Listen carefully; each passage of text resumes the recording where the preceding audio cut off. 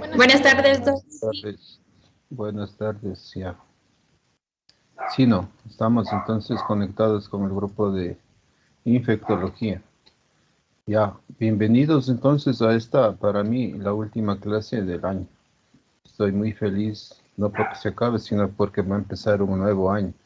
Ojalá con menos restricciones, aunque no, las autoridades nos dicen todo lo contrario, pero ya. ¿Qué tal? ¿Cómo les ha ido? ¿Cómo les va a ustedes?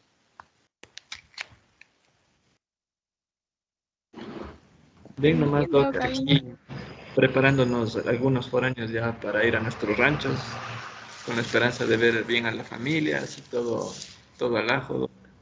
Ya. Una ¿Cuándo, cenita. cuándo salen hoy?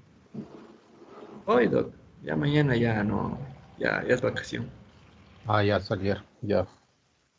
Bueno, primero preguntarles si entonces están recibiendo la información que les escribí a todos, indicando que subí la programación y la bibliografía, ya no. Sí, sí recibieron. Sí, Doc, sí se recibió, solo que no podíamos responder al mensaje, pero sí, todos ya tenemos, Doc. No se puede responder, dice. Ajá, o sea, al mensaje que había enviado, le como que crear una conversación, por eso no le había dicho que ya habíamos tenido la información, pero a todos nos llegó, Doc, y con todo yo igual les mandé a mis compañeros. ¿Alguien puede ir al sitio Teams donde coloqué que estimados estudiantes, acabo de subir la programación para el primer módulo acompañada de recursos bibliográficos respectivos. Saludos cordiales. Y responder ese mensaje.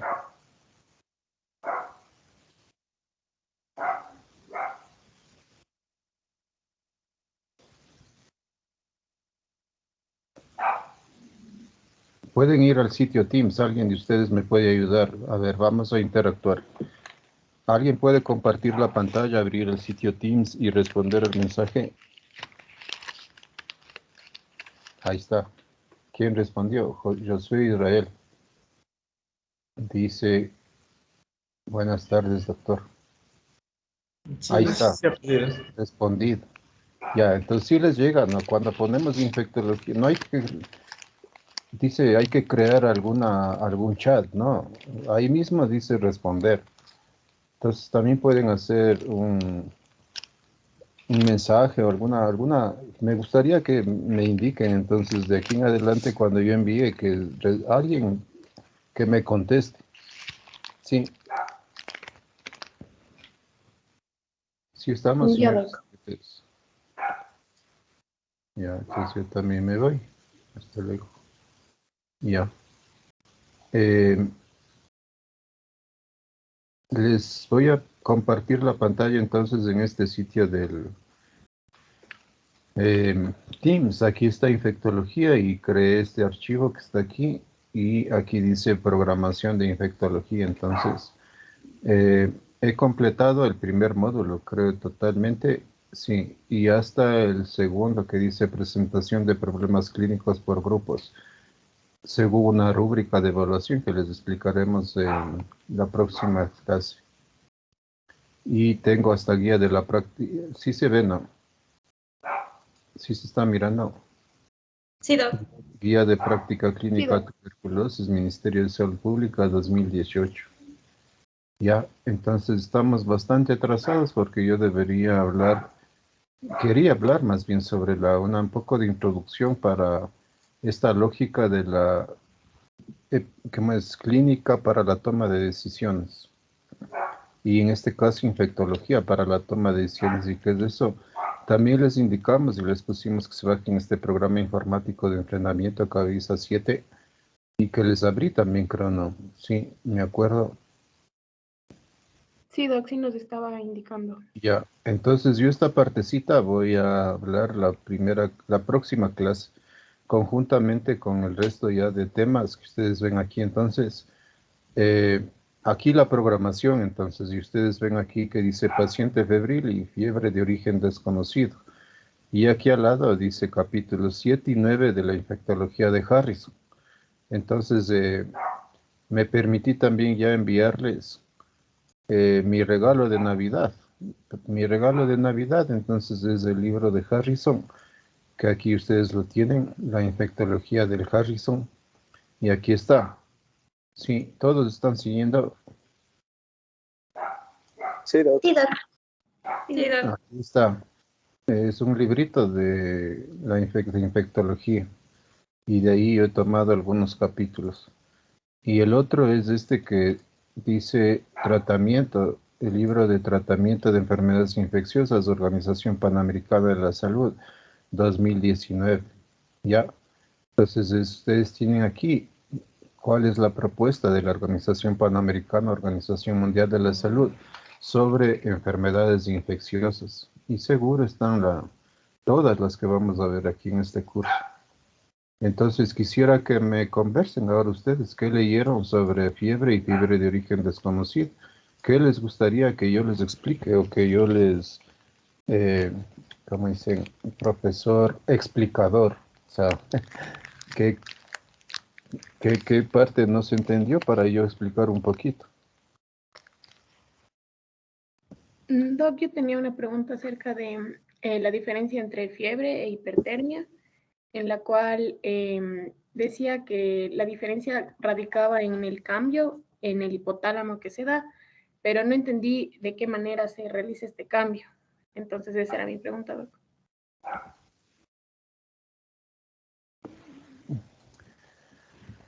¿De qué manera se da el cambio en el hipotálamo para hablar sobre hipertermia y fiebre? Así.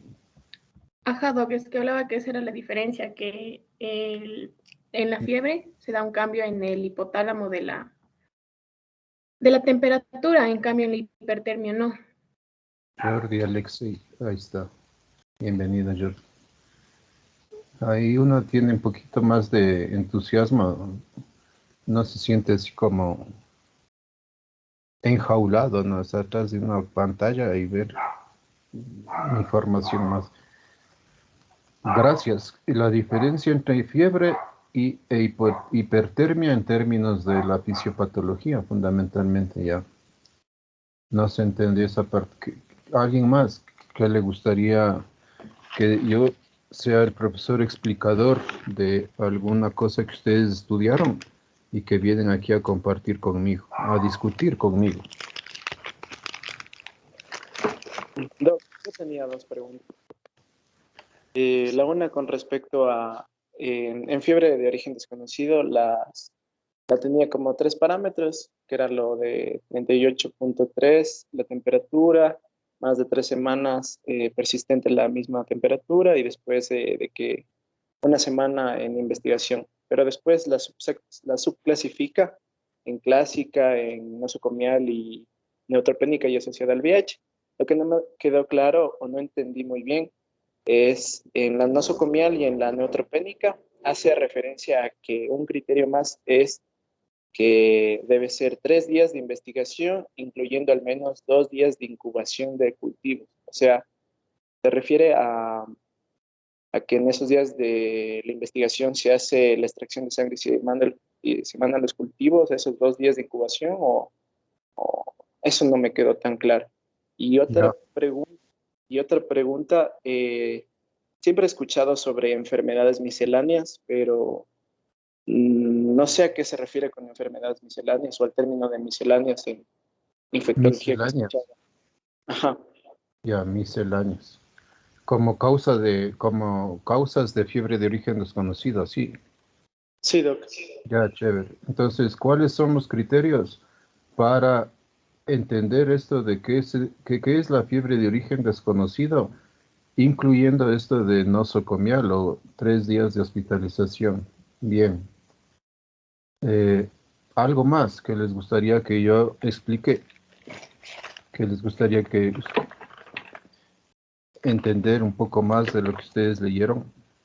Doc, yo tenía una duda acerca de, bueno, es más bien acerca del término que mencionaba que era la fiebre facticia y mencionaba que es una fiebre debida a una falsa elevación de temperatura o autoinducida, pero no sé en qué caso podría encajar este término de fiebre facticia. ¿Fiebre qué? Facticia factitious fever. Ficticia. Ficticia. Sí, Doc. Sí, ficticia. Ya. ¿Qué se entendería por esto de fiebre ficticia? Como dentro de los criterios, más bien dentro de las causas para pensar en fiebre de origen desconocido. Ficticio, ¿no es cierto? Es algo que no es real, o sea, que está en la mente de las personas para ir contestando esta partecita última primero, pero ya tengo también eso de fiebre ficticia como causa.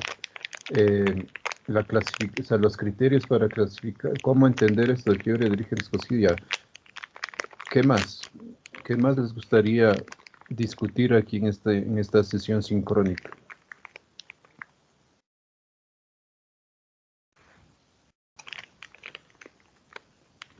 ¿Leyeron el capítulo 7 y 9 del Harrison? Sí, Doc. Sí, Doc. ¿Y cómo le traducen o ustedes leen inglés ya?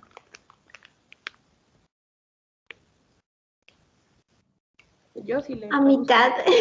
Yo Ya, leo, pero mitad. le traduzco también. ¿Y cuál es la evidencia que yo tengo de que ustedes dicen, sí, leímos los capítulos 7 y 9? Es decir, una sería, ¿no es cierto?, lección, prueba, o que ustedes, ¿cómo sintetizan la información de esos capítulos en su trabajo autónomo? Hacen cuadros sinópticos, hacen una síntesis, subrayan. Hay diferentes formas de aprender, ¿no? Hay esto de las inteligencias múltiples, no sé si ustedes han escuchado, unas personas que aprenden más dibujando, haciendo esquemas, repitiendo en voz alta con música, o sea, son hiperkinéticos, etcétera, o sea, y visual. O sea, dicen, yo me acuerdo del gráfico. Otros dicen, yo me acuerdo haciendo, no sé. Pero lo recomendable, entonces, señores estudiantes, miren, es que en estas sesiones yo con ustedes discutamos los conceptos básicos, fundamentales, como ustedes indicaron en sus intervenciones, los puntos clave. A partir de preguntas también que yo vengo preparando, no del texto de solamente del Harrison, sino preguntas orientadoras que abran la mirada, ¿no es cierto?, a esto de estos temas, ¿de acuerdo? Entonces ahí vamos enriqueciéndonos ustedes y yo, porque yo también quiero aprender de ustedes, o sea, yo también quiero de pronto que ustedes han escuchado, han visto, muestran otra información de otro documento del mismo libro que diga, que me retroalimenten, ¿de acuerdo? O sea, que me digan, mire, aquí esta parte me parece interesante cuando habla de esto, de esto, de esto, a propósito de lo que usted está narrando, ¿de acuerdo? Entonces, en esa partecita va a ser dinámico, no va a ser aburrido, cansón para soportarnos aquí 1 hora y media máxima, diría yo, y que el resto sea preguntas, discusión, pero a partir de esta mirada, de este enfoque, que es lo que yo les dije, que partimos de que estas sesiones no son para clarificar, no más que para enviar más información, es para este fundamental, ¿no es cierto?, interactuar, que ustedes me escuchan ya. Lo segundo, entonces, es que a partir, entonces, de la información que ustedes reciben, ¿no es cierto?, uno pueda poner ejemplos o discutir, o lo que ustedes también de pronto ya en sus rotaciones ven, y que nos llevemos conceptos claros, que nos orienten a futuro, no, si no es ahora mismo, en entender esta terminología y que entonces me han indicado sobre la fisiopatología de la fiebre y la hipertermia, la fiebre de origen desconocido, sobre esto de fiebre ficticia. No sé si hay algo más que les llamó la atención, o sea, en este orden, ¿no? De qué es, cómo se clasifica, cuál es poco la fisiopatología también, pero también, no sé, por ejemplo, esto de además de las causas, ¿no? Que ya o sea, un poco están indicando ahí, es en fiebre de origen desconocido, sobre todo, ¿no? ¿Qué hacer? ¿No es cierto? ¿Qué hacer? O sea, primero, ¿qué es? Segundo, ¿cuáles son las causas? Tercero, ¿y ahora qué hago? Ya, o sea, ¿por dónde empiezo? Pues a buscar la fiebre de origen desconocido. Y nos valemos entonces de las mejores evidencias en el mundo sobre cuáles son. Y en lo local también yo les he traído un documento para indicarles una investigación en el Oriente, por ejemplo, sobre la fiebre de origen desconocido. Y lo otro es, ¿no es cierto? Y el tratamiento, o sea, además de qué exámenes solicitar, cuál es el tratamiento. Ya. Y entonces, pues empezamos, ya. Y por favor, si no se sientan mal, si me interrumpen y pueden participar también, ¿de acuerdo?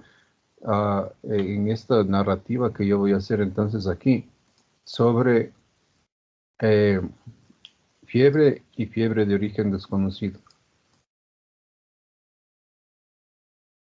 ¿Sí se mira la pantalla? Sí, Doc.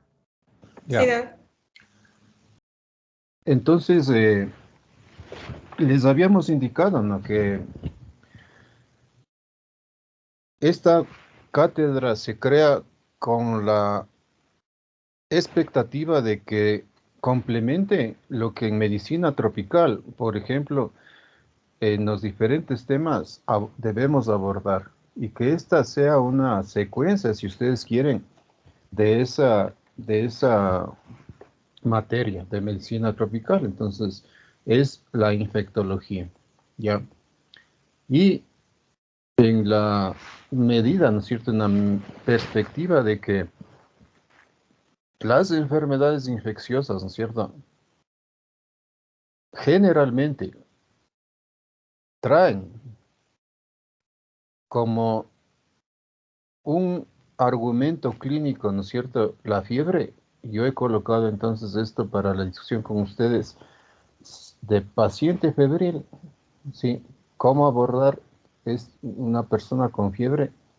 ¿Y qué es esto de la fiebre de origen desconocido? ¿De acuerdo? Entonces, quisiera, antes de empezar en este tema, colocar entonces esto de por qué la importancia de abordar esto, ¿no es cierto?, esta materia, esta cátedra de infectología. Sí,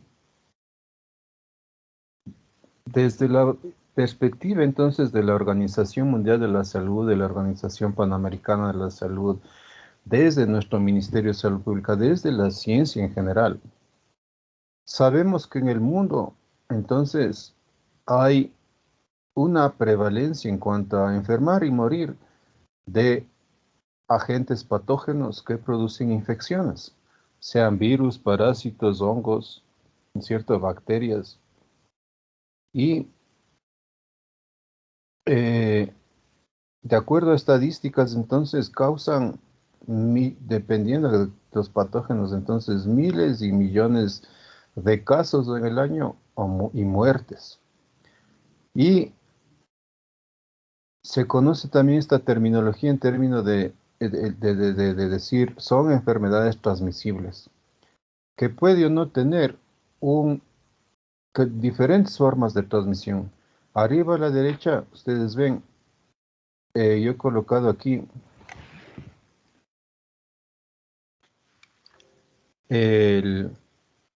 una de las formas de transmisión, ¿no?, de estas enfermedades, pues es de persona a persona, de directas. Enfermedades respiratorias a partir del H1N1, de la gripe porcina, de la gripe del siglo pasado, ¿no es cierto? Se estima entonces que puede haber también transmisión vectorial, ¿no es cierto? Estas son enfermedades transmitidas por vectores que cobran igual. En dengue, por ejemplo, 300 millones de casos anuales en el mundo. Y que cada año estamos nosotros mirando esto de la emergencia o reemergencia se llama, enfermedades emergentes o reemergentes. Es decir, algunas que, por ejemplo, podemos determinar que están siendo controladas, ya está en proceso de eliminación, cuando de pronto las condiciones no solamente de riesgo de las personas, sino del medio ambiente donde se desarrollan, donde se transmiten, es propicio para incrementar la transmisión. Entonces, reemergen, ¿no es cierto? Una de las enfermedades reemergentes, entonces, si ustedes han escuchado en nuestro país, es la malaria, transmitida por vectores, por mosquito, por eh, anófeles, ¿no es cierto? Hasta antes de la pandemia, hace 4 años, 5 años, se pensaba que la malaria podía ser eliminada del Ecuador. Sin embargo, la pandemia ha profundizado también los programas, ha debilitado los programas de control de todas las enfermedades transmisibles y no transmisibles. Y actualmente vivimos en algunas provincias, en las de la Amazonía o en la de la costa en Esmeraldas, donde yo desarrollo un proyecto de investigación sobre dengue, precisamente el aumento, o sea, la reemergencia, sí, de la transmisión de la malaria, por ejemplo. Más de 50 enfermedades entonces son consideradas emergentes o reemergentes por la Organización Mundial de la Salud, siendo que gran parte de ellas están transmitidas de animales a humanos, que es lo que se conoce como zoonosis.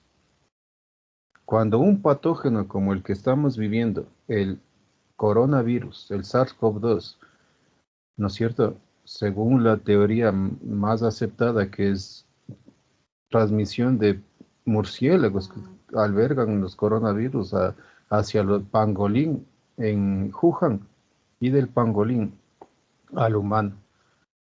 Pero entonces el concepto es que muchas de ellas son enfermedades zoonóticas, ¿sí?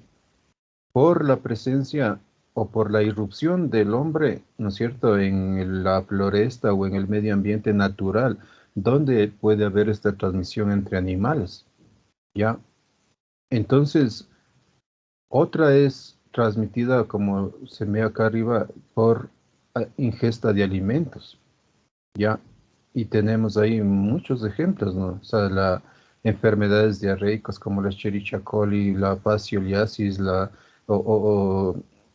huéspedes intermediarios, ¿no? O sea, hospedadores intermediarios como una paragonimiasis, por ejemplo, los cangrejos de agua dulce, ¿de acuerdo? Y este que les coloco aquí, que les saqué de una lámina que precisamente nosotros hicimos una investigación en el norte de Esmeraldas, describiendo este tremátodo de vías biliares, el Amphimerus, que es de la familia Pistorchidae, primo hermano de los Clonorchis y Opistorchis asiáticos, que es una de las causas principales de colangiocarcinoma.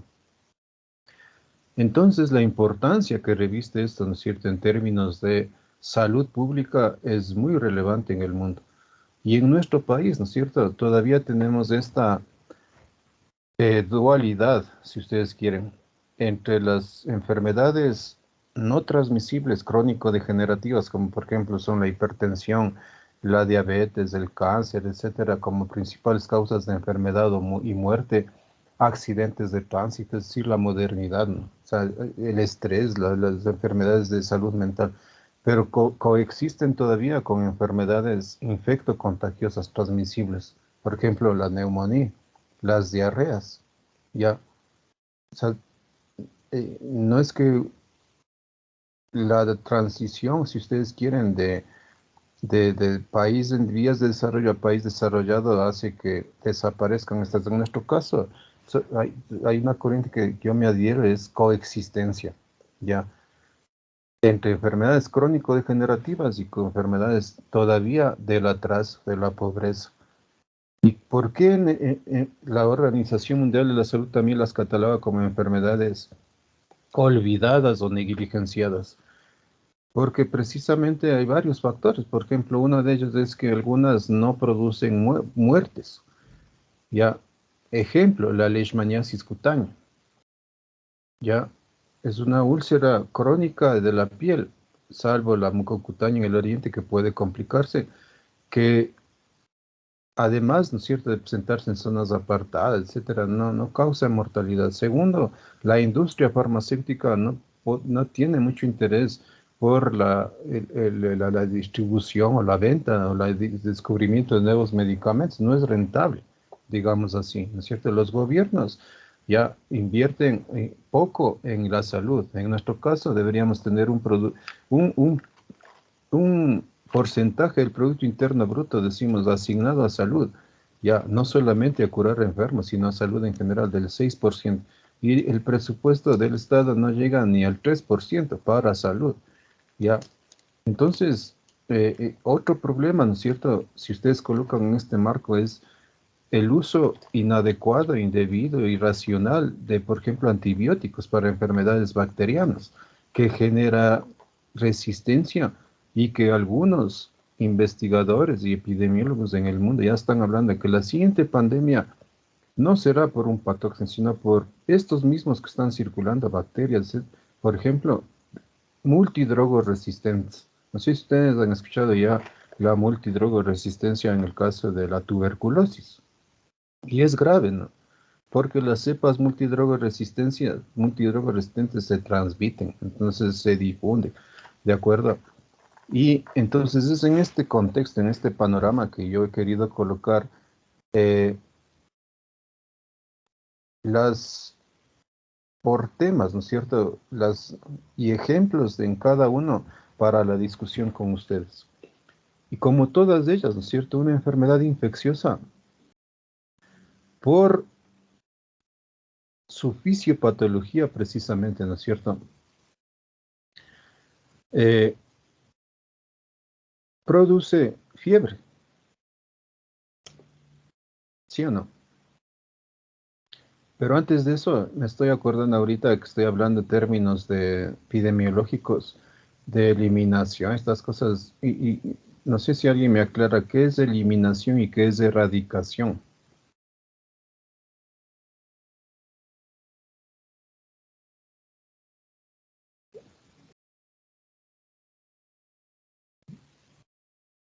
¿Aló? Doc, la erradicación, según yo tengo entendido, es cuando en sí ya se destruye toda la enfermedad en una cierta población.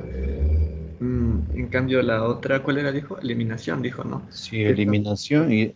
Porque hay, miren, control, eliminación y erradicación. Son tres términos, pero cuando digo eliminación, ¿por qué no erradicación? porque en la eliminación, en cambio, todavía existe una pequeña población que aún tiene esa enfermedad. En cambio, la erradicación significa que nadie la tiene. Esa era la pequeña diferencia. ¿Alguna otra idea de qué es eliminación y qué es erradicación? Si quieren, pongan un ejemplo. Ah, Tenemos enfermedades erradicadas. Sí, adelante. No sé si estoy bien, pero recuerdo que la eliminación se refería a la gente que lo causa y la erradicación sí era como que en sí de la enfermedad, la erradicación de la enfermedad, pero la eliminación hacía referencia a la gente que lo causa.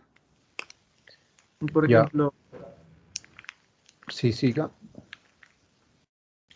Doc, de lo que yo recuerdo, eliminación básicamente es reducir la incidencia de esa patología en cierta área geográfica.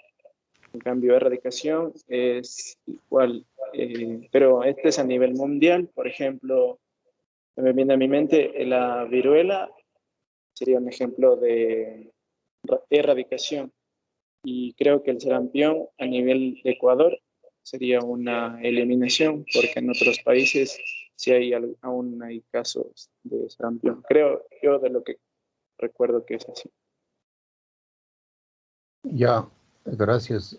¿Están de acuerdo? ¿Hay alguna objeción a ese concepto de que o sea, se debe decir erradicamos la viruela, no eliminamos, sino erradicamos la viruela, no?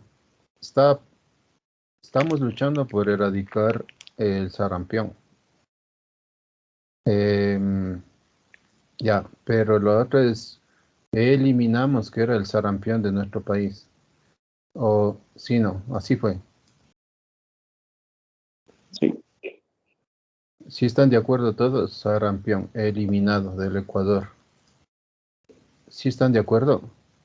O sea, no tuvo el chance completo de llegar a ser eliminado el Ecuador, por lo que comenzó a haber una migración masiva de Venezuela hacia acá.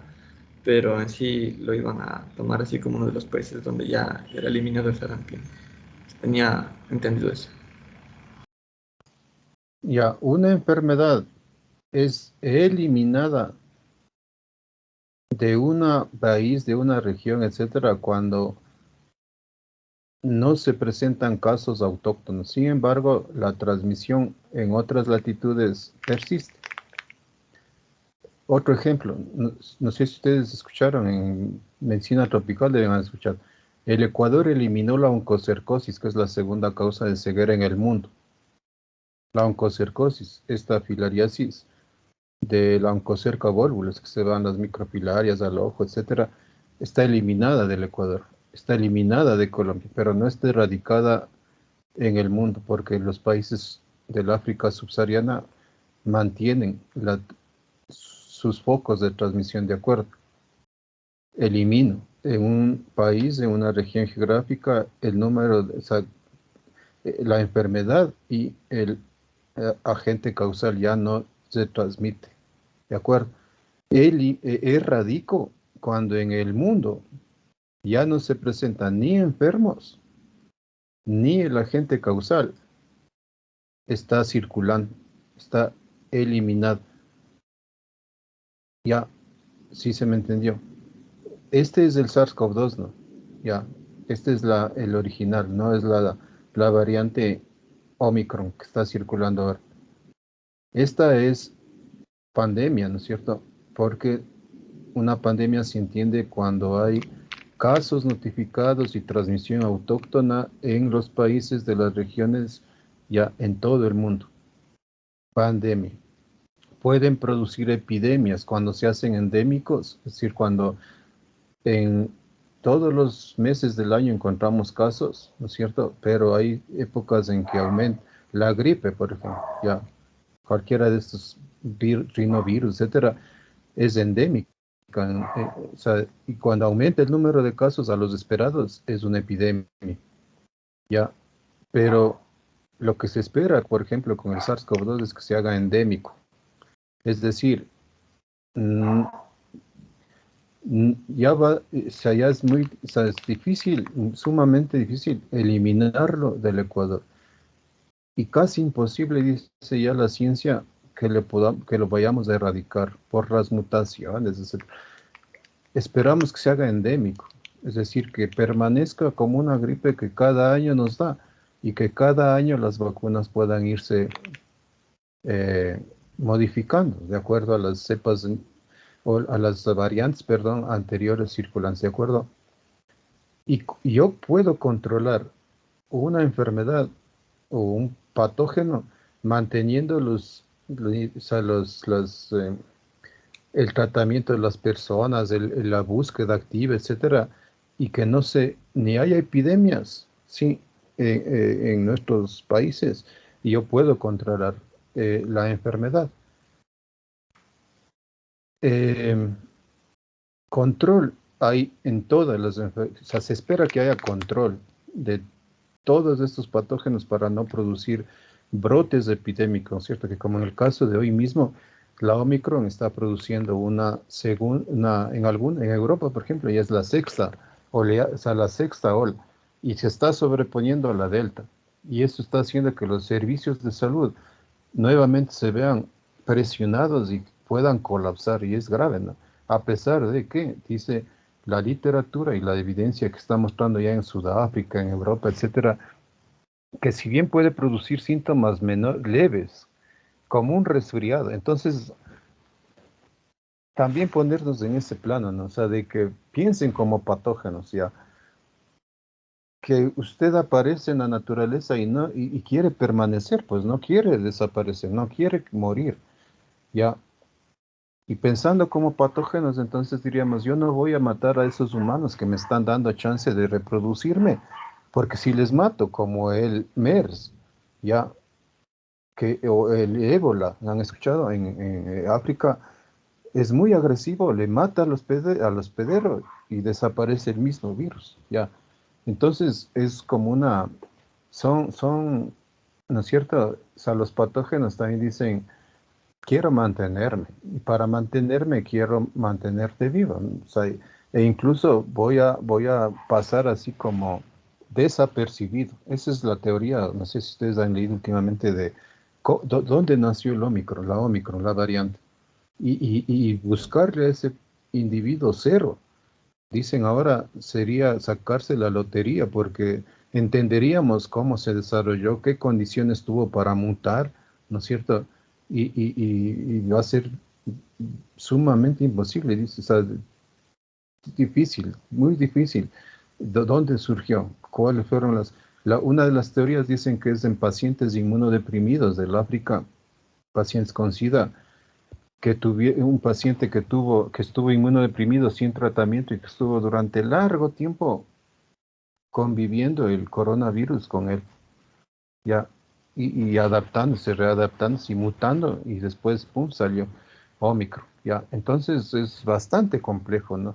Y en esta triada también, antes de pasar, digo, no solamente es la presencia de hospedadores como nosotros los humanos o animales, un patógeno circulante o un vector, porque esta es la triada, ¿no? O sea, que digo, en enfermedades infecciosas en general esto no. En este caso de la zoonosis, ¿no? O sea, a un animal o acá a un humano, sí, si aquí yo pondría una fotito de un humano, estarían los hospedadores, el virus o el patógeno tal cual y un vector, ¿no es cierto? Pero estos estamos también pues en un medio ambiente, ¿no es cierto? Natural, social, en los que a veces hay condiciones propicias para la transmisión. Ejemplo, lo que está colocado ahí, el dengue. Colecciones de agua en periodos lluviosos en zonas tropicales. Cambio climático es el mega determinante sobre esa sociedad que está manteniendo la transmisión. Entonces, la ecología, si ustedes quieren aquí, si yo coloco aquí este círculo, la ecología, alrededor del cual giran estos elementos, y encima de estos el ambiente, el medio ambiente, el mega determinante que es el cambio climático, sí, hacen que esto ahora haya desde hace algunos años surgido esta nueva paradigma de una sola salud, se llama ahora, One Health en inglés. No solo interesa la salud de los humanos y de los animales, sino también interesa la salud medioambiental, ya, que tengamos respeto por la naturaleza, ya, que no propiciemos una nueva, qué sé yo, un nuevo patógeno que surja por ahí, sí, de nuestra interrelación y de nuestra destrucción del medio ambiente, ¿no es cierto? Entonces alrededor de esto, son teorías y cuadros que se ponen, ¿no es cierto? Ya, fiebre. Entonces, yo he colocado aquí 5 cosas que me gustaría tratar con ustedes esta tarde. Hacer algunas preguntas que nos orienten esta discusión. La fisiopatología de la regulación de la temperatura y contestar y discutir con ustedes esto de, bueno, ¿y qué es esto de hipertermia o fiebre? Ya, ¿cuáles son los mecanismos de regulación, los beneficios y riesgos? O sea, ¿hay beneficios de tener fiebre o es solo riesgo que yo tengo al tener este proceso febril? Y algo sobre el tratamiento de la fiebre, tal cual. Y el segundo tema es fiebre de origen desconocido. Mis preguntas orientadoras entonces es, como ya escuchamos al inicio, el hipotálamo. Ya, ¿cuál es la región del cerebro responsable primaria de la regulación de la temperatura? Sí, la temperatura varía en el transcurso del día o no. ¿Es beneficiosa la fiebre? ¿Cuándo y cómo deberíamos tratarla? Y si el ácido acetil salicílico o aspirina y acetaminofén, ¿cómo actúan para reducir la fiebre? ¿Ya? Entonces, si alguien de ustedes me puede hacer un recorderis de lo que leyeron,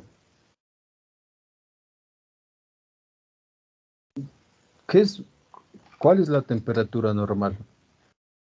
¿Y cuál es el mecanismo subyacente de la fisiopatología de la fiebre? ¿Por qué tenemos fiebre cuando tenemos un proceso infeccioso? Dos preguntas en una. Bueno, la temperatura normal del cuerpo nos hablaba el artículo que era de 37 grados. La fisiopatología... 180 grados de qué? No, 37 grados centígrados. 37 grados centígrados, ya. Ya. Y bueno, en la parte de la fisiopatología, bueno, a mí no me quedó muy claro, por eso le había preguntado acerca de esta parte del hipotálamo, pero sí sabía la temperatura, entonces por eso he respondido. Si alguien de mis compañeros tal vez sepa. ¿Todos de acuerdo? Temperatura normal, 37 grados. Ya. Pero ¿y por qué? ¿Por qué tengo fiebre? Y a partir de ¿cuál es el centro regulador? ¿Cómo es que funciona el control de nuestra temperatura corporal?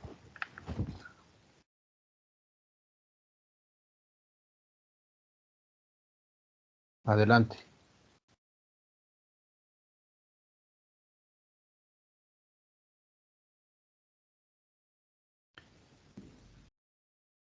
Doc, bueno, de lo que yo entendí de más o menos cómo es la fisiopatología de la fiebre, mencionaba que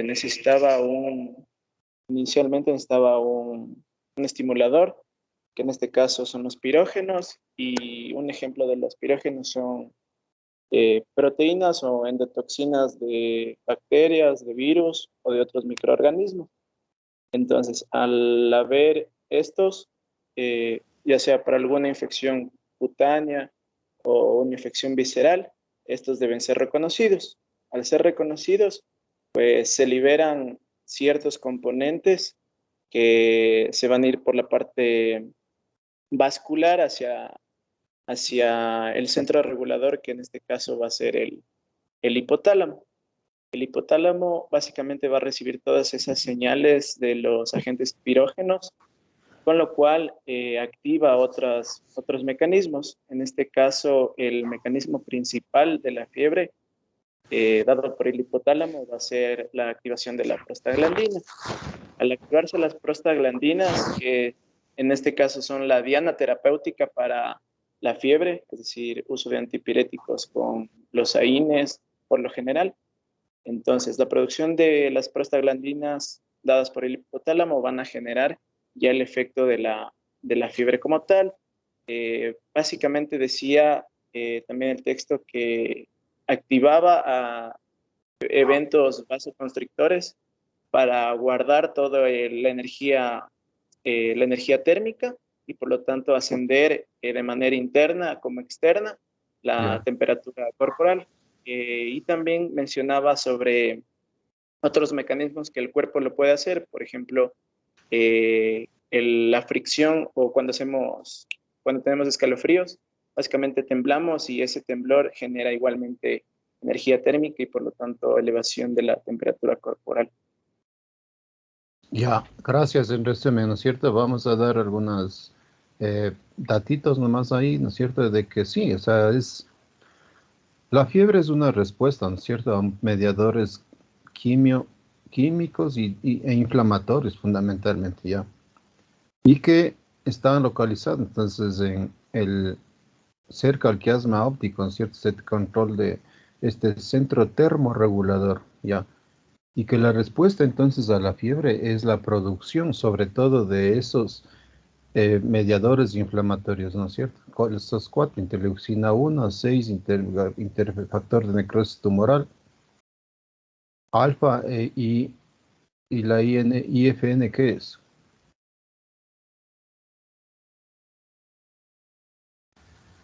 Interferón. Gamma interferón, ya. Entonces, es una respuesta, ¿no es cierto?, a patógenos y otros estímulos inflamatorios, ¿sí o no? Que produce la presencia de algún agente patógeno.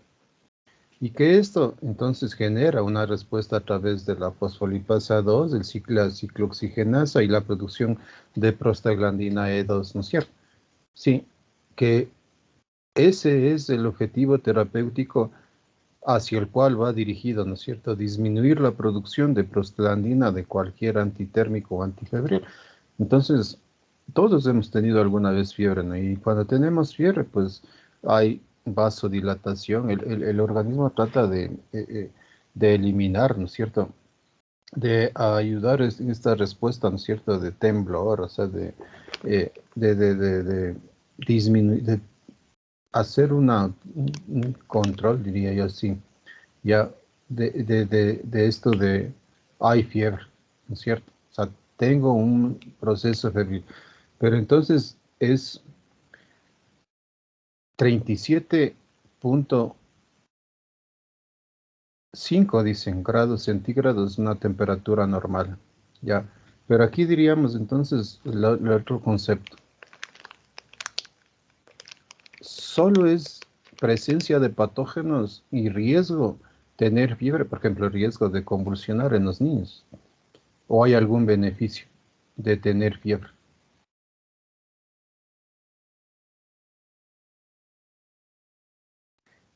Doctor, se Así dicen tengo, algunos, sí, sí, disculpe, sí, claro, que es una respuesta protectora, de hecho, porque, por ejemplo, el hecho de elevar la temperatura puede disminuir la replicación viral y bacteriana también, pero pues es más que evidente que cuando sube en exceso ya pues provoca daños como las convulsiones y otros.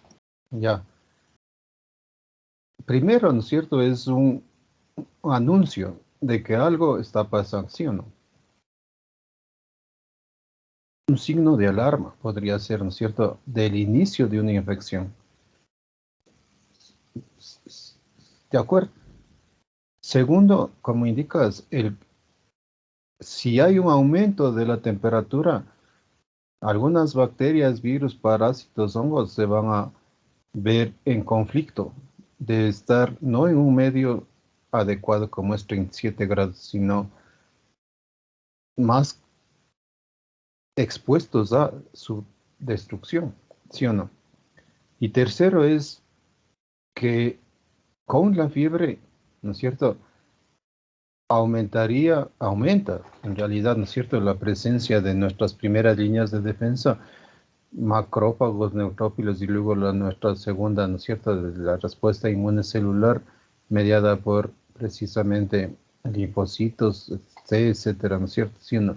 Entonces, la fiebre no es solamente mal, o sea, no solamente es dañina, puede ser, ¿no es cierto? Sino que nos advierte, algo está pasando, ¿sí o no? Y algo que está pasando ahí, el organismo trata de eliminarlo y no van a tener ciertos parásitos, virus, bacterias, un ambiente donde se puedan reproducir y van a tener problemas ahí, ¿no es cierto? Y la segunda es llamar, ¿no es cierto?, a nuestros mecanismos de defensa para que ayuden, pues, contrarrestando el problema. ¿Y cuáles son, cuándo tendría riesgo la fiebre? O sea, ¿cuándo sería de riesgo? ¿O en qué personas, cambiando la pregunta, habría riesgo de tener fiebre?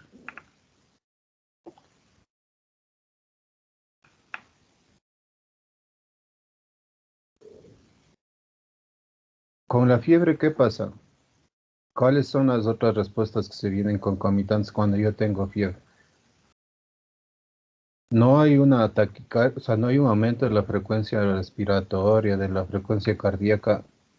¿Y qué tal si yo soy enfermo del corazón o tengo un problema pulmonar crónico? ¿Sí o no? Que con la fiebre, ¿ustedes han tenido alguna vez fiebre? Pues ya, pues estás ahí delirando, sudando, caliente, ya, taquicardia, ¿no es cierto? ¿Sí o no? Pues Doc, no, sí, adelante, metan. Doc, algo interesante que no había leído antes. También mencionaba que al estar con fiebre, era un riesgo para personas que ya tenían comorbilidades, por ejemplo, insuficiencia cardíaca o hipertensión pulmonar o edema pulmonar, ya que decía que por cada centígrado que se elevaba, había un consumo de aproximadamente del 13 al 15% del oxígeno. Entonces, en ese caso sí habría un riesgo de, a Claro, futuro, un estado de hipoxemia. gracias. El riesgo incrementado, entonces, miren, en estos pacientes, personas con comorbilidades, ¿no? Enfermedades que personas tienen isquemia cardíaca o pulmonares EPOC, qué sé yo, ancianos, como dice ICA, tendrán deterioro de la función mental, ¿no? O sea, que no les permita eh, intentar regular o también responder a esto, ¿no? O sea, y de pronto deteriorar ya su salud. O niños, ¿no? O sea, los niños son propensos a tener convulsiones por fiebre. Ya, y en estos casos, en estas personas, debe ser mandatorio, dicen, actúe rápido, o sea, disminuya la temperatura ya hasta por medios físicos. Entonces, sí, ¿no? O sea, ojo, algo está pasando, alarma, se prende, ¿no? El foquito ahí de que algo está pasando. Pero también, ¿no es cierto?, atrae pues nuestros siguientes mecanismos de defensa. Y en personas, entonces, en población de riesgo, ojo, que puede ser mucho más riesgo tener fiebre, ¿no es cierto? Y en las cuales tenemos que prestarles atención cardíacos, enfermedades pulmonares, ancianos o niños. Eh, entonces, ¿cuáles son los puntos clave cuando decimos en esto, cierto? ¿Qué, qué es la fiebre y qué hacer? Que si está regulada por el hipotálamo y la prostaglandina de Os es la que está aumentada, pues es esa la que va a estimular, ¿no es cierto?, el proceso febril. Y comúnmente, entonces, es que ocurre en la noche, ya, porque hay una variación nocturna, o sea, hay una variación en el día de la temperatura. Por eso es que es importante documentar y evidenciar la temperatura AM y PM, ¿ya? Comúnmente ocurre en la noche y puede servir de protección, ¿no? ¿No es cierto? Y debe ser reducida lo antes posible en pacientes con estas enfermedades de esta población de riesgo, ¿no es cierto? Y cómo reducir entonces, ¿no es cierto? Y antes de eso, no tratar la fiebre como un síntoma y signo que yo mido en un termómetro, sino que ir atrás de la causa primero. Es decir, no ser médicos sintomáticos. Ya, tienes fiebre, ni investiga nada, tómate acetaminofén, toma aspirina, toma ibuprofeno, ya. No, hay que preguntarse cuál es la causa de la fiebre, ¿cierto? Habrá causas evidentes, pero otras, como vamos a ver, no evidentes, y veremos que esto de la fiebre de origen desconocido. Y lo que ustedes ven ahí en la segunda es, como indica aquí, es controversial. O sea, ¿debo bajar la fiebre antes de saber la causa? ¿Qué opinan ustedes?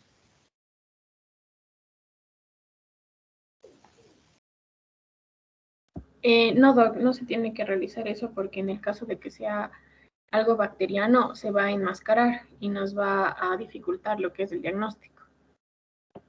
Ya, y dependiendo, ¿no es cierto?, de dónde estarán las bacterias causando el problema, persistirá, pues, otros síntomas, ¿no es cierto?, o signos.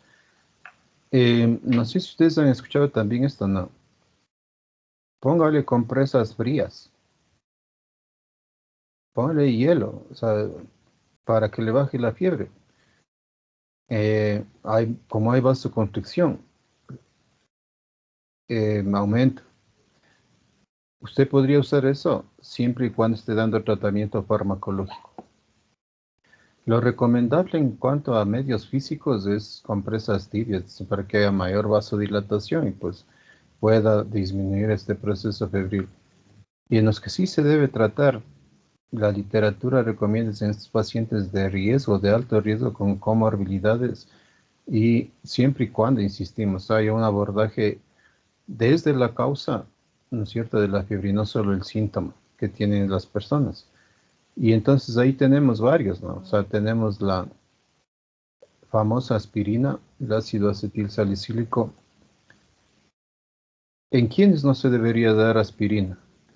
Por el riesgo de producir este síndrome hepatorrenal de deterioro de hígado y riñones, llamado síndrome de Reye. ¿Y en dónde también no se debería dar aspirina? Por el riesgo de aumento de sangrados. ¿En qué regiones? No se recomienda aspirina. En Los los niños pacientes, mencionaba que no era recomendable la aspirina por esto del síndrome de Rey. ¿En qué? En los niños, En los niños. Ya, no se recomienda. ¿Y en dónde? ¿En qué regiones geográficas?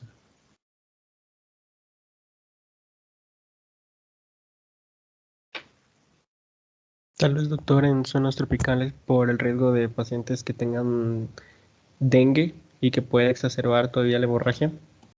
¿No es cierto? Ya, otro es el acetaminofén o paracetamol. Ya. ¿En quiénes y sobre qué dosis en un adulto no tendría una contraindicación? Dar acetaminofén y encima de qué dosis.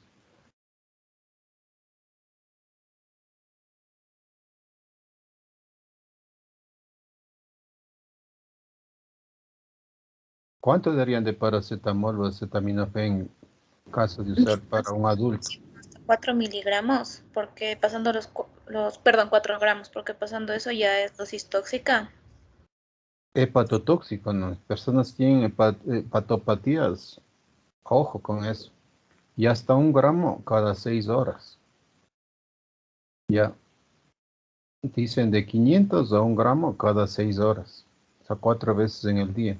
6 de la mañana, 10 de la tarde, 6 de la tarde, 10 de la noche.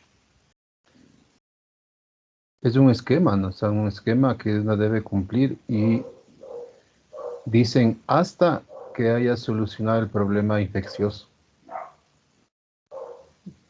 En enfermedades virales, por ejemplo, es cierto que son algunas autolimitadas, pues hasta que haya una mejoría de la persona, o sea, de sus síntomas respiratorios, etc. En el coronavirus han escuchado, es lo más recomendable, ¿no? Acetaminofén. En la historia natural del coronavirus COVID-19, leve, en promedio, ¿qué tiempo de enfermedad para dar el alto? ¿Han escuchado ustedes?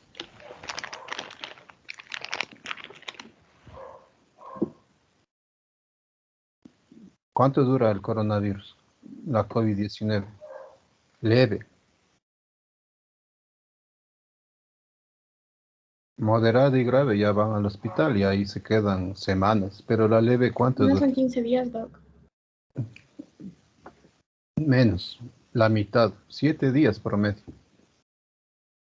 La OMS, ¿saben qué sacó hace ratito? No hace ratitos, unas semanas. No necesita PCR para confirmar el problema.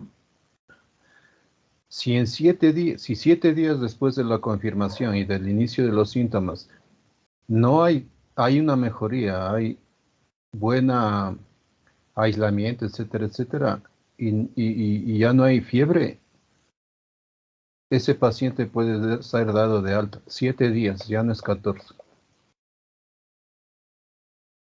Hacerle la PCR, la segunda, está también ya es controversial porque en la segunda PCR puede haber positividad sin que el virus esté viable, es decir, trazas del RNA que pueda ser detectada por la PCR. Entonces, en este caso, digo yo, poniéndome ejemplo, coronavirus, COVID-19, si en los leves, 3, 4 días, y fin del problema. Y saben, o sea, no hay ningún problema. Entonces ese periodo de días debería recomendarse acetaminofén hasta cuando el propio patógeno ya se va eliminando. El otro es el ibuprofeno, ¿no? ¿En quiénes no hay ibuprofeno? Personas con problemas gástricos. ¿En quiénes? En personas con problemas gástricos, Doc, por ejemplo, que tengan gastritis y ese tipo de cosas, porque está propenso a crear una úlcera. Y si necesita, por ejemplo, en personas que tienen artritis crónica, etcétera, el uso de AINES, dice, protéjale, ¿sí o no? ¿Con qué le protegerían a la mucosa gástrica?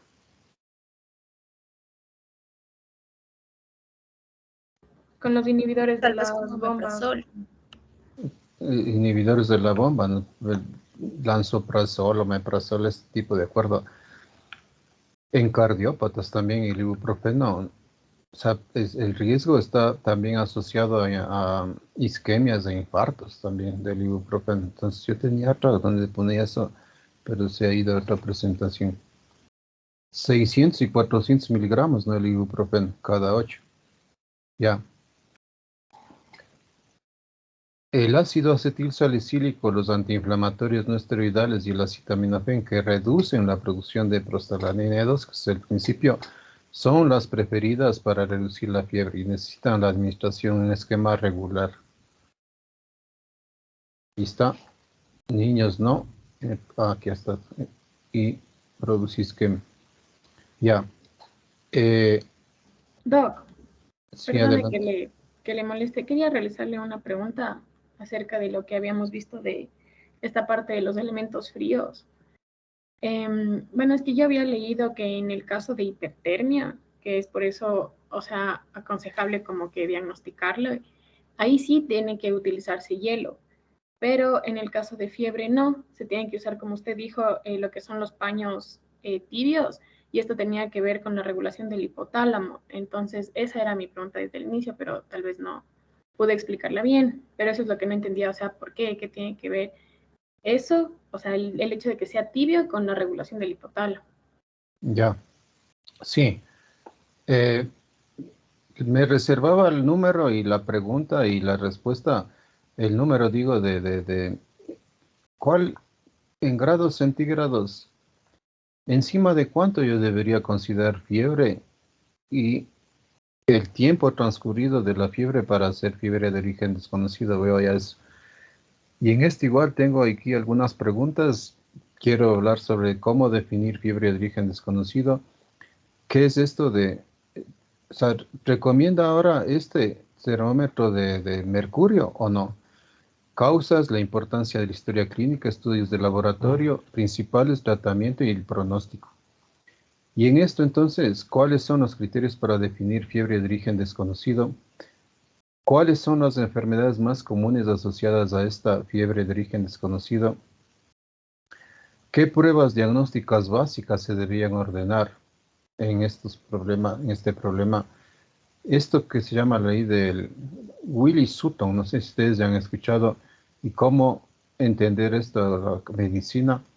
¿Se debería iniciar o no tratamiento antibiótico empírico en fiebre de origen desconocido? ¿Y cuál es el pronóstico? Entonces, primero, ¿no es cierto? Encima de cuántos decimos fiebre de origen desconocido, o sea, fiebre 38.3 grados centígrados. Porque la literatura, lo que yo revisé también dice, debajo de eso, o sea, hay una variación individual y en el día, ya, de que yo podría tener, entonces, 37, 37.5, 37.8, pero 38, ya, encima de eso, y persistir por 3 semanas o más.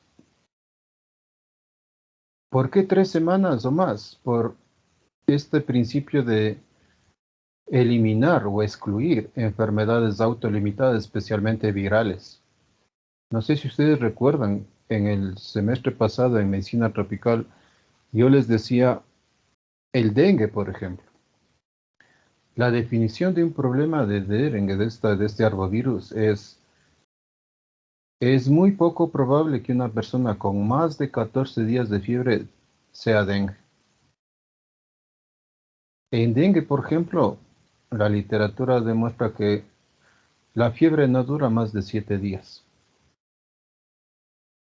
Y entonces, como indica ahí, excluir enfermedades virales que son autolimitadas. Por eso el periodo de 3 semanas o más. Ya. El segundo principio es mayor a 38,3 grados centígrados en algunas mediciones para excluir la variación normal del centro termorregulador.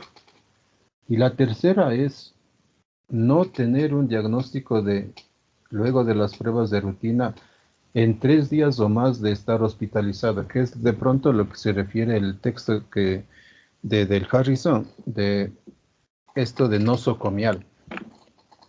O sea, si en 3 días de estar en un hospital o más no se ha llegado a una definición, o sea, a establecer el motivo de la fiebre, eso es fiebre de origen desconocido. No sé si tienen aquí alguna pregunta, algo que acotar.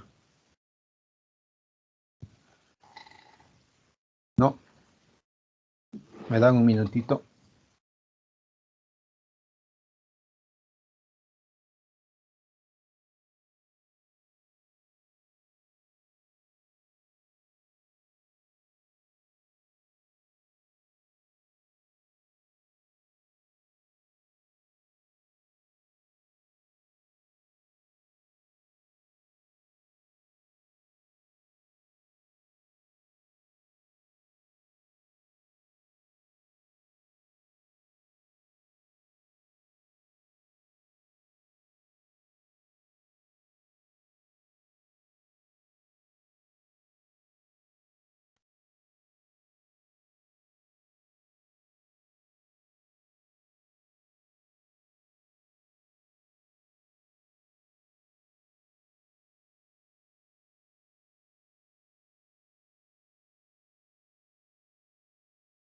Ya, quiero saber si eso es lo que ustedes también revisaron en el texto del Harrison. Estas 3 criterios para considerar fiebre de origen desconocido. ¿Cuánto? ¿Qué tiempo? ¿En qué circunstancias? ¿Están de acuerdo o Sí, sí, tienen porque alguna? esos Sí, criterios también se encontraban en el libro. ya. Ahora, la otra cosa, ¿saben cuál es importante aquí? Es, si yo tengo que documentar, o sea, si yo tengo que evidenciar, ¿no es cierto? Porque aquí el error también dice, ¿no? O sea, ante una fiebre que persista varios días, ya o sea, el personal sanitario le empieza a catalogar y hay fiebre de origen desconocido. Y ahora sí, hagan todos los exámenes de laboratorio de imagen que puedan, hasta cultivos para determinar, o sea, no. Una cosa errada, dicen, es primero no documentar que se trata precisamente de estos criterios.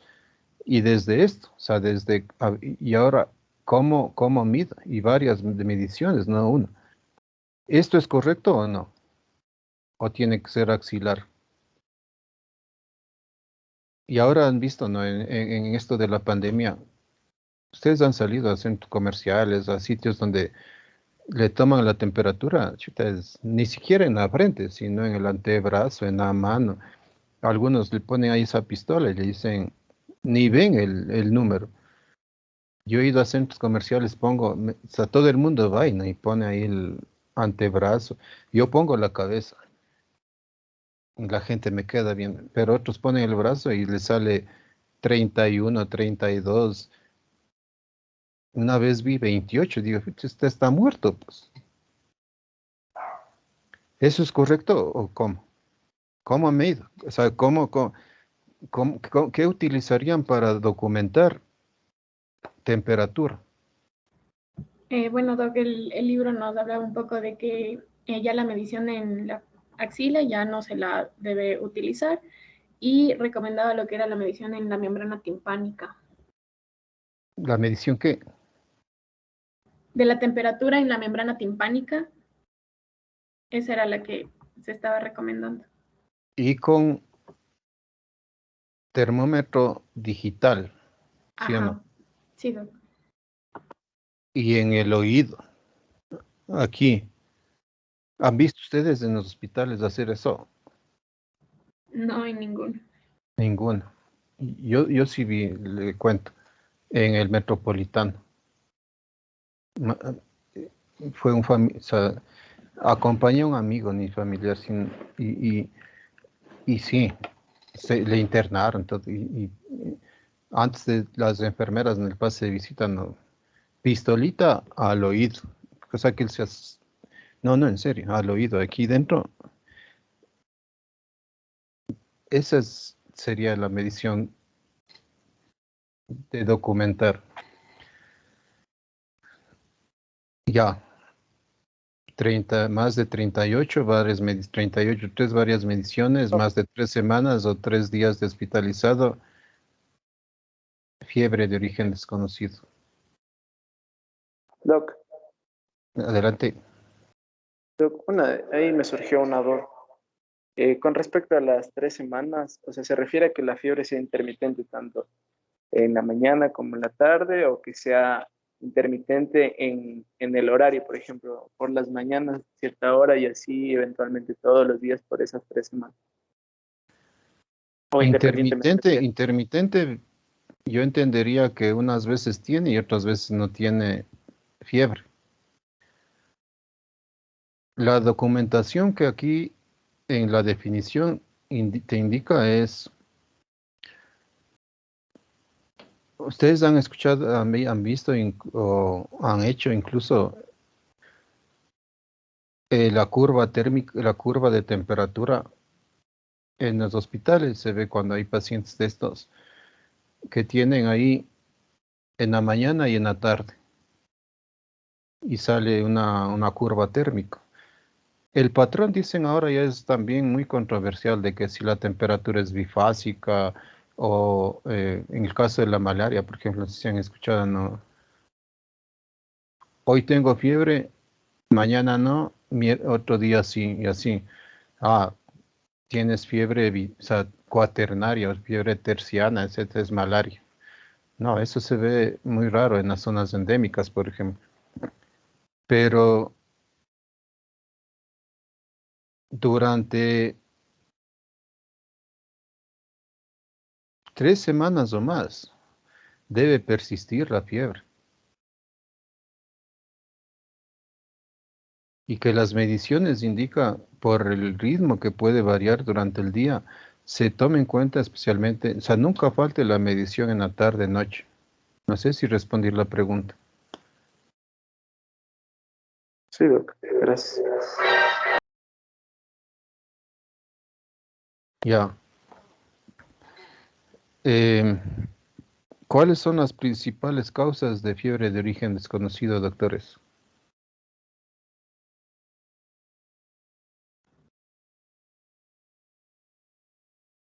Bacterianas, doc. Era la más común de origen ¿Cuál? desconocido. Bacterianas, o sea, me refiero a infecciones bacterianas en general.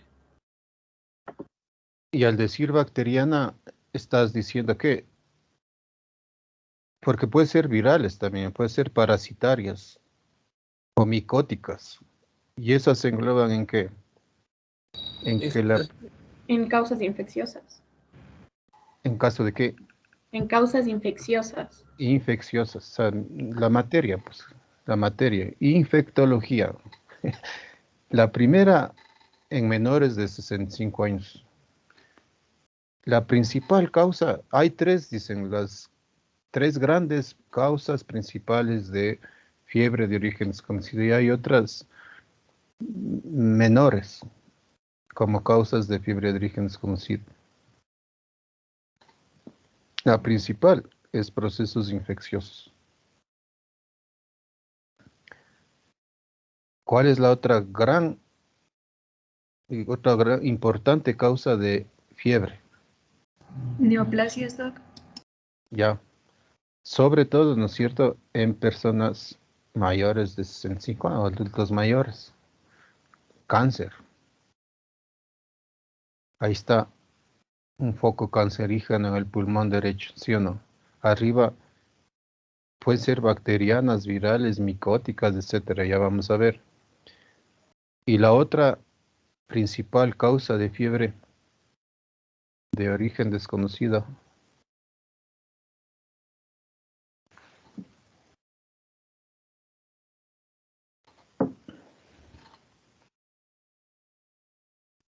Enfermedades Doc, inflamatorias, Doc.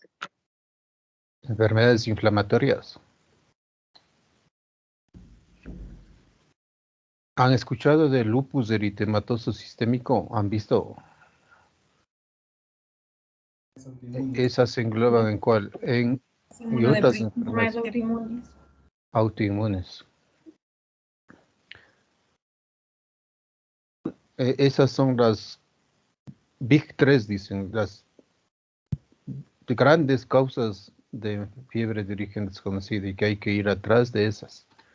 Ya, que las menos importantes, no por eso dejar de investigar, pues no sería en ese orden, ¿no? O sea, lo que primero yo debo descartar es un proceso infeccioso en menores de, sobre todo, neoplasias, sobre todo, decimos, no solamente, pero en mayores de 65 o autoinmunes. Otras enfermedades granulomatosas, enteritis regional, fiebre por medicamentos. Los medicamentos también pueden producir, bueno, yo traje una lista, embolia pulmonar, dependiendo del riesgo, por ejemplo, de los pacientes no operados o que están mucho tiempo ahí en reposo, etcétera. Y ahí tienen ustedes fiebre ficticia. O sea que no obedece a ninguna causa orgánica ni proceso infeccioso, pero que aparece, o sea, las personas, qué sé yo. Por eso documentar bien, o sea, no dejarle a la persona peor, decirle, tómese usted la temperatura y vaya registrando, no, o sea, qué sé yo, procesos de salud mental deteriorados, alguna cosa de esas, no sé, es documentar bien la fiebre, en definitiva, por este asunto. Yo he dividido aquí, señores estudiantes, las infecciosas, entonces, como la primera causa, cierto, importante, dividí por el sitio donde se pueden presentar, anatómico, y las otras por el patógeno. ¿Cuáles son los principales patógenos en la literatura que aparecen de causas de infecciones? Y que van a ver, algunas ya deben ustedes conocerlas. Entonces les preguntaría, ¿cuáles son los sitios anatómicos por aparatos de sistemas que ustedes consideran que serían, que corresponden a esto de causa, o sea, de que producen cuadros infecciosos? El aparato respiratorio, Doc. ¿No es cierto? Por ejemplo, a más de la COVID-19, Neumonía. neumonía. Es la principal Tuberculosis. causa. Tuberculosis, ¿sí o no? Respiratorias, otras, aparatos, sistema, otro sitio anatómico donde digan otras infecciones frecuentes son en esto, aquí en este sitio. Las vías geniturinarias. Las vías urinarias. O sea, yo también diría aparato respiratorio, sí, vías urinarias, sí o no. Infección de vías urinarias. Otro, ¿dónde más? El sistema digestivo. Ajá, gastrointestinal. Gastrointestinal, ya, diarreas, por ejemplo, bacterianas, que sean, ¿cierto? Otro,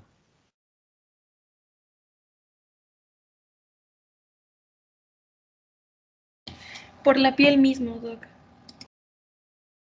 en la piel, ya. Otro,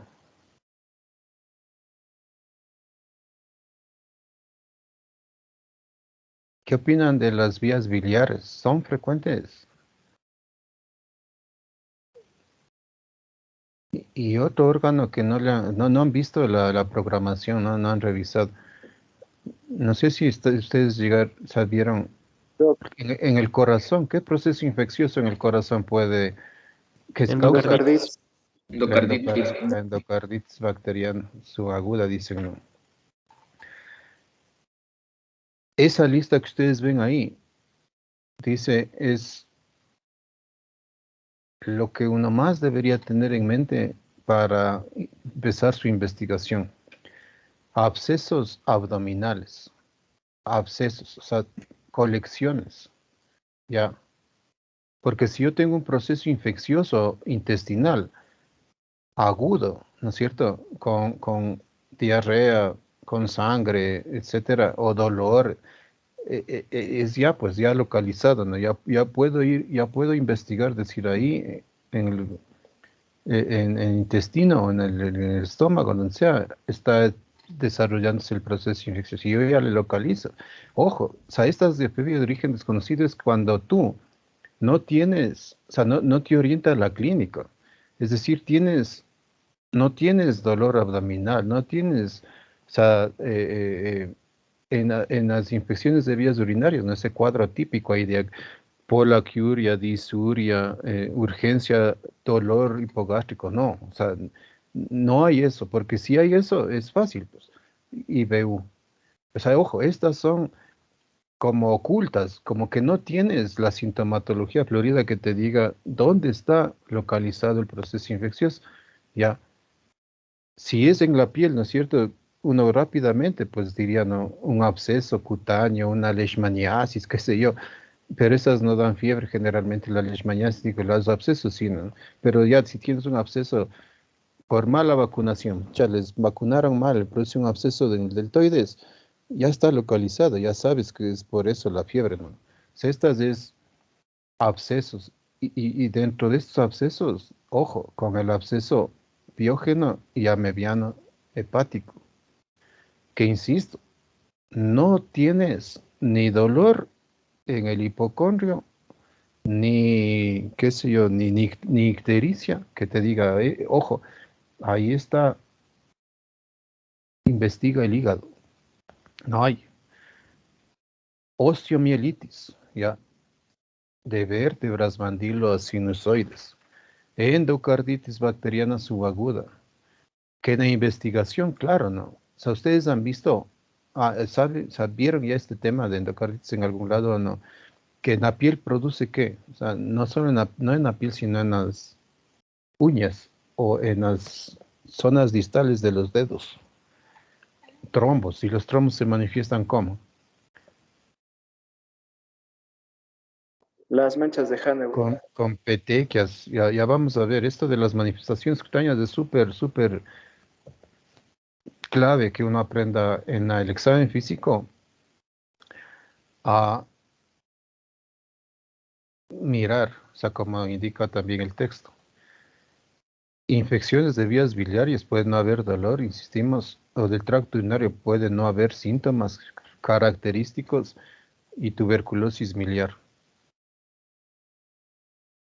Ya, por el sitio. Y ahora por patógenos, ¿cuáles creen ustedes que son los patógenos más frecuentes que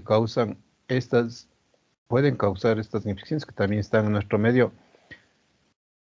Les presento aquí entonces una listita. Uno que es una bacteria que es transmitida por la orina de las ratas que albergan este patógeno y que contamina el agua u otros, no solo la rata es el principal de esta patógeno y que puede dar un síndrome que se llama síndrome de Weil en las personas. O sea, uno de los problemas frecuentes en la costa, les cuento, y en el oriente.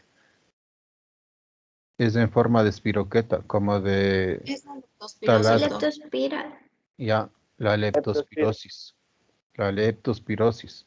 Tratamiento antibiótico, bacteria. Un patógeno que es transmitido por los tics, ¿cómo es estas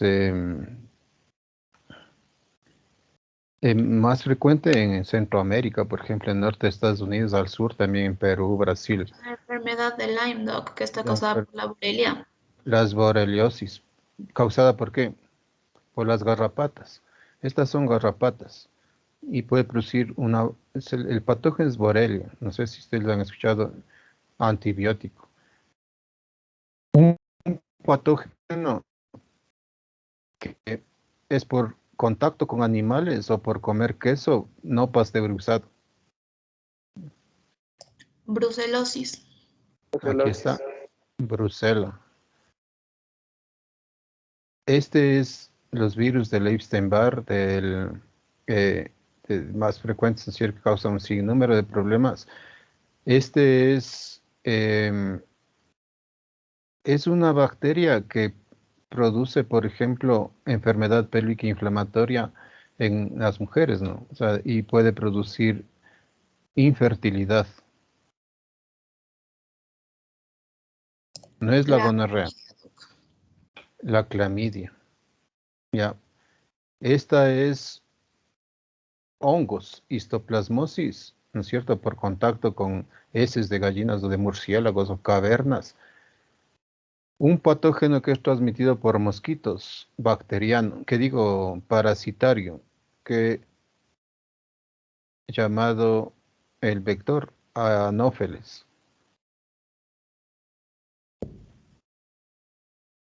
¿Cuál patógeno?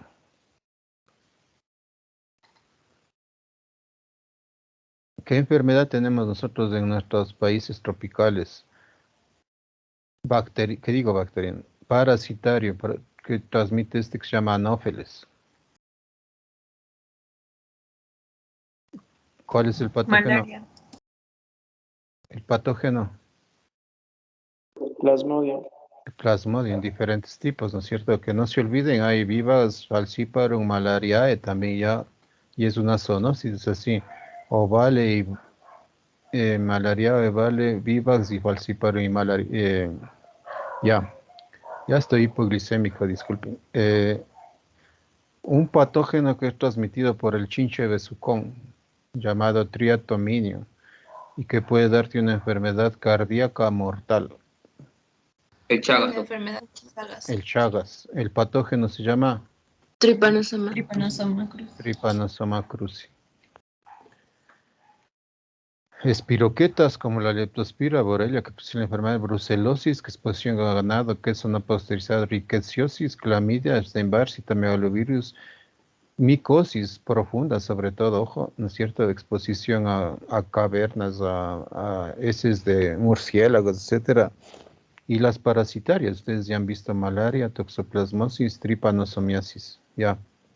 Entonces hay diferentes, ¿no?, sitios y patógenos, ¿de acuerdo?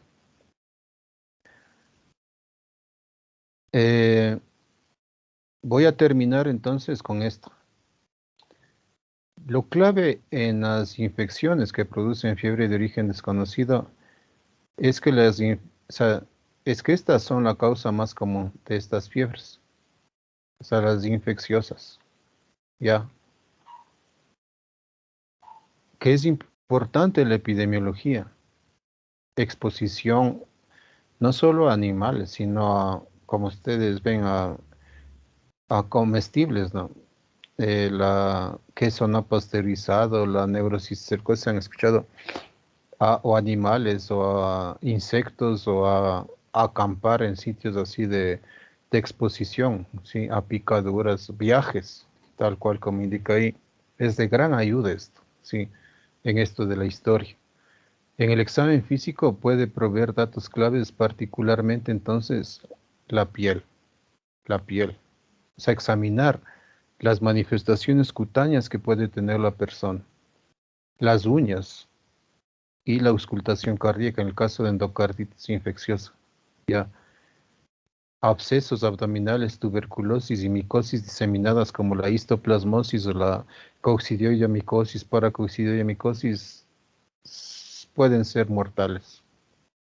Y que la administración de antibióticos previos interfiere con el diagnóstico. No se recomienda antibióticos en la fiebre de origen desconocido, a menos que ya se haya determinado la causa. Sí. Me voy a quedar aquí en las infecciones. No sé si tienen alguna pregunta. Porque quiero, a propósito de esto, miren, a propósito de aquí, de esto de, en el examen físico, examen de la piel, les tengo una tareita que también, como les digo, yo quiero escucharles para el próximo año, ya.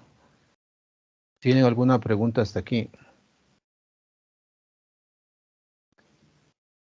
¿Tienen alguna pregunta de esta partecita? No, No, doc. ya. Miren, yo quiero terminar, o sea, digo, ustedes miraron el texto, ¿no? Entonces verán, ahí tengo la siguiente idea. Esta semana mirando estos temas, no sé si se fijaron que el texto trae láminas. O sea, trae un atlas tal cual el Harris. Sí, sí, miraron. A propósito de esto de que es importante mirar, ¿qué digo? Es importante el examen físico empezando por la piel.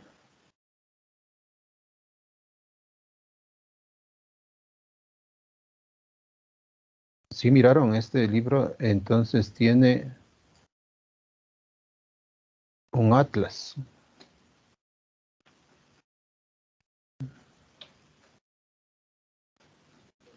Sí, miraron, alguien miró.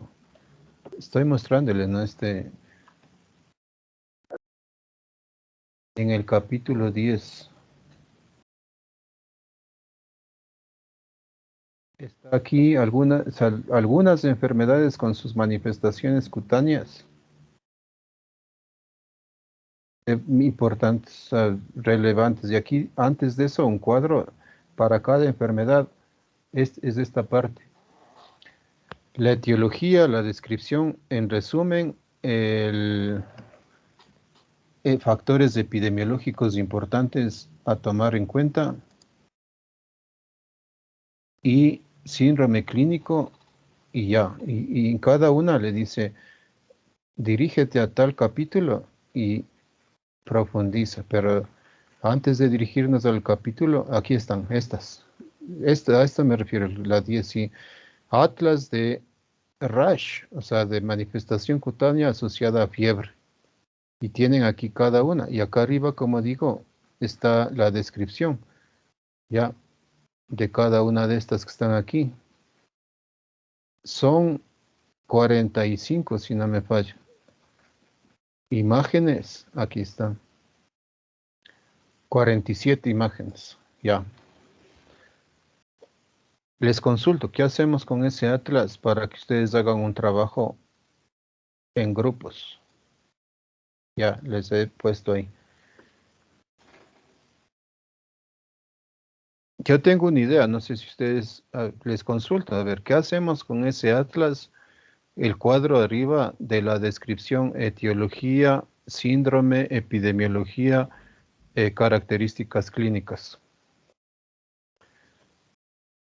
¿Qué quieren hacer con ese atlas? Para que hagan Tal vez, trabajos en grupo, Melania. tal Ayuden vez pensando. podríamos hacer como que unas tablas en las cuales se venga resumiendo como que de cada enfermedad junto con la imagen y podríamos buscar tal vez otra imagen comparativa también, o sea, una imagen de la que está del libro y buscar otra y así como que una hoja por cada enfermedad que está allí. Ahí va, ahí, ya, gracias. Ahí está una idea. ¿Y hacer qué? ¿Qué quieren hacer con ese atlas? Presentación, sociodramas, cuentos, ¿qué?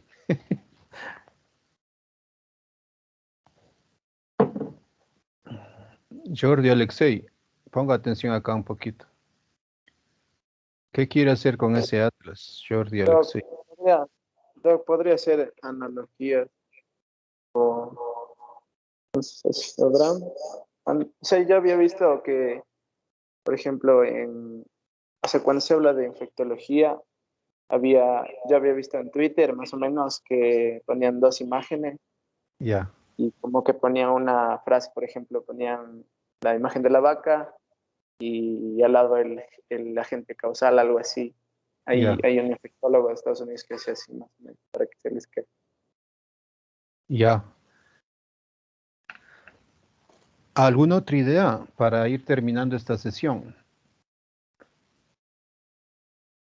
Miren, es todo un capítulo y lo que estamos diciendo es súper importante. Se van a encontrar con un problema de fiebre de más de 3 semanas, etcétera. No se conoce, pero tiene manifestación cutánea. Y en la piel dicen, te va a dar indicios, o sea, en el examen físico, ¿no? De cuál sería el patógeno o la probabilidad de tener tal o cual enfermedad. Verán, yo tengo la siguiente idea. Son 47 imágenes. ¿Ustedes son cuántos? 25, Vamos. Doc. 25. 47 dividido para 25 a 1 punto bajo la siguiente cifra no me alcanza. Si quieren individual o por parejas. Melanie, En parejas, Doc, pero uno quedaría como trío.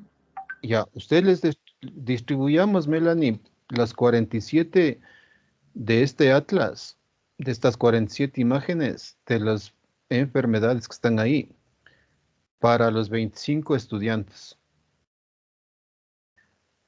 Ya, listo. Yo sería de la idea que trabajen en pares, para que en par, primero, la imagen de este atlas está súper clarita, es el prototipo, digamos así. Y que presentaba el prototipo, en este trabajo ustedes tienen arriba en inglés, ¿no es cierto? La etiología, la síndrome, etcétera. Ustedes hagan esa descripción en su presentación, igual en una tabla, ¿no es cierto? Pero que antes de presentar la tabla que resume, ustedes presenten la imagen y la describan y digan, se trata de este problema dermatológico, manifestación dermatológica con estas características, ya. Y la otra añadida, ¿saben cuál es? Si es que hay solamente en el programa informático del Cavisa 7, de esa enfermedad que trae esa imagen, ¿cuáles son los argumentos que me sirven para pensar en esa enfermedad? Argumentos clínicos o epidemiológicos eh, asociados a esa enfermedad. Sí, sí me expliqué. Algunos hay, o sea, debe haber algunos de los que trae el Atlas, los que haya, y el que le toque. ¿Les parece? En una sola presentación, en PowerPoint, eso sí, para que ustedes la próxima clase intervengan unos 30 minutos, 40 minutos describiendo y nos vayamos igual retroalimentando, ¿les parece?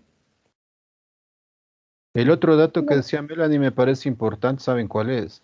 Esa enfermedad, ¿hay o no hay en nuestro país? Porque por ahí les va a salir fiebre mediterránea, entonces es en Europa.